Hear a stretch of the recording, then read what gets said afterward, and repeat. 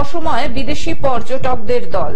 প্রজনন ঋতু চলছে, গভীর জঙ্গলে প্রবেশ নিষেধ সর্বসাধারণের। তবে অবশেষে স্থানীয় পরিবেশ কর্মী অনির্বাণ মজুমদারের উপস্থিতিতে সুদূর দক্ষিণ কোরিয়া থেকে আগত 12 জন পর্যটক সম্প্রতি গরুমারা জাতীয় উদ্যান সংলগ্ন বুধুরাম বনবস্তির কচিকাঁচাদের সঙ্গে অনেকটাই সময় কাটিয়ে গেলেন হেসে খেলে ও উপহার দিয়ে।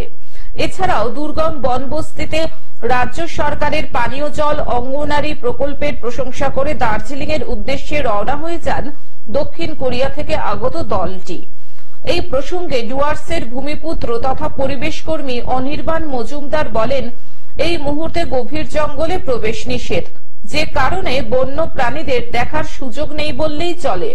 সে কথা জেনেই বিদেশি পর্যটকের এই দলটি বন্য প্রাণীদের সব থেকে কাছের প্রতিবেশীদের সঙ্গ বেছে নেন।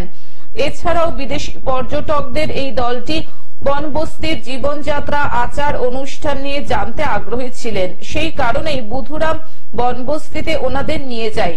বাচ্চাদের সঙ্গে বিভিন্ন খেলায় অংশ নেন বিদেশি পর্যটকদের এই দলে থাকা চিকিৎসক, অধ্যাপক সহ সমাজের বিভিন্ন পেশার সঙ্গে যুক্ত মানুষজন। আর এতে কিছু সময়ের জন্য হলেও বনবস্তির নিত্যদিনের অভাব অনটন যন্ত্রণা ভুলে গিয়ে আনন্দে আত্মহারা হয়ে যায় কচিকাঁচারা।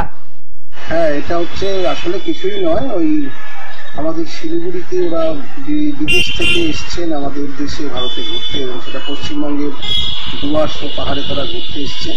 আমি পরিচিত, আমার এক স্বজনের সঙ্গে তারা পরিচিত, তারা এসছেন এখানে। জলপাইগুড়ি থেকে সায়ন সেনের রিপোর্ট, গ্লোব নিউজ। এখন থেকে গ্লোব টিভি দেখুন আপনার স্মার্টফোনেও। গুগল প্লে স্টোর অথবা অ্যাপল স্টোর থেকে ডাউনলোড করুন গ্লোব টিভি লাইভ অ্যাপ। এছাড়াও জিও টিভি অ্যাপ থেকেও দেখুন গ্লোব টিভি লাইভ।